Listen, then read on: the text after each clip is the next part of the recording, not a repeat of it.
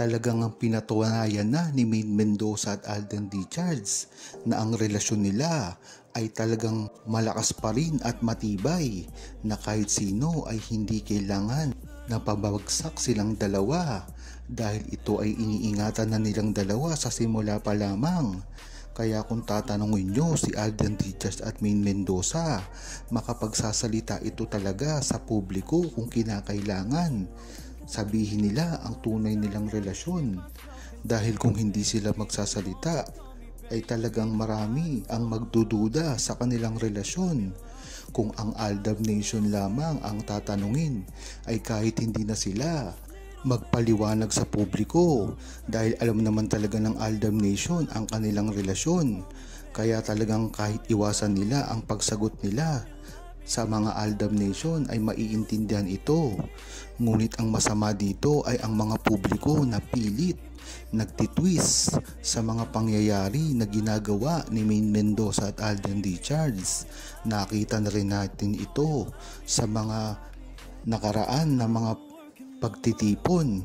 Talagang si Alden Richards ang nabash dito, lalong lalo na ang ginawang GMA Ball. Maraming issue ang ikinabit dito kay Alden Richards. Napakarami niya rin kasing nakasalimuha dito. At dagdag pa dito ang pag-inom niya. Talagang dyan mo malalaman na talagang tuloy-tuloy lang ang paninira kay Maine Mendoza at Alden Richards hanggang ngayon. Kaya dapat iwasan din ng buong Aldab Nation na makipag-away pa sa media at sa publiko, dahil hindi sila neto maiintindihan. Dahil nga lang kung Aldab Nation ang tatanungin, hindi na nila kailangan pang paliwanag ang tunay na relasyon ni Maine Mendoza at Alden Richards, dahil sila na ang nakasaksi dito at subok na ito sa publiko.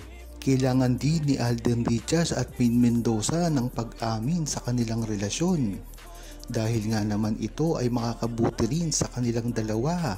At higit sa lahat, marami sila mapapaligaya na buong Aldab Nation. Hindi naman din kasi malabo na mabash sila kung talagang sila ay aamin sa publiko. Ngunit dapat ay hindi nila iniisip ang consequences, dahil ito lamang ay pag-amin at pagkumpirma kung talagang sila nga. Siguro nga ay naiintindihan natin ang kinakatakutan nila, na pag-amin nila ay tuloy-tuloy ang pangbabati ko sa kanila. Mawawalan sila ng mga proyekto at lalong-lalo na ang mga tinatamasa nila ngayon, nakaunlaran at mga iba't iba pang bagay ay mawawala sa kanila. Ngunit sila nga rin ang nagsabi, hindi naman ito mahalaga sa kanila. Ang mahalaga dito ay masaya sila sa kanilang mga pamilya, at lalong-lalo na hindi sila naghahabol ng kayamanan. Ngunit ginagawa lamang nila ang nakikita nilang totoo. Yan ay ang mga pagtulong. Hindi naman nila kailangan itong gawin, ngunit talagang ginagawa nila ito para sa publiko. Nang sa gayon ay ang respeto ng mamamayan ay talagang makakuha nila. Dapat din kasi na umamin sila, nang sa gayon ay matigil na ang pambubuyo ng publiko sa kanila. Marami na rin kasi ang nirereto sa kanilang dalawa, lalong-lalo na ngayon kay Alden Richards, na talaga namang makikita mo at mararamdaman mo na ginagawa nila ito para lamang maagaw si Alden Richards kay Maine Mendoza. Mabuti na rin na hindi pinapatulan ni Alden Richards ang mga babaeng ito, dahil talagang alam naman natin na kung kilala mo si Alden Richards ay talagang napaka-accommodating niya sa mga babae, napakamagalang, sincere na sincere talaga siya sa mga pagtulong. Ngunit hanggang doon na lamang yon. Ang totoo niyang mahal ay si Maine Mendoza, at ang hindi ang mga babae na nakapaligid sa kanya, na alam naman natin sa bandang huli ay wala namang kaugnayan at hindi niya lang ito papansinin. Tuloy-tuloy nga ang paninira ng mga bashers kay Maine Mendoza at Alden Richards, lalong-lalo na ngayon na talagang ang mga nakakamit ni Alden Richards at Maine Mendoza ay hindi basta-basta nagagawa ng isang artista, lalong-lalo na ang mga baguhan na gustong mag-shortcut sa kanilang mga karir. Ito ay ang mga taong naiinggit kay Maine Mendoza at Alden Richards. Kung matatandaan nyo kasi, ay ang pagsisimula ni Alden Richards ay hindi naman siya ganun kasikat. Sumikat lang siya ng gusto dahil sa Aldab. At ang matindi pa dito ang kay Maine Mendoza. Si Maine Mendoza ay nagsimula lamang sa musically at pagpapangit, pagda-dub smash. Ngunit isang araw na lamang ay gumising ito na pinakasikat at pinakarespetadong artista sa industriya. Kaya talaga namang ang paninira kay Maine Mendoza ay tuloy-tuloy lamang dahil ito sa inggit na nararamdaman nila.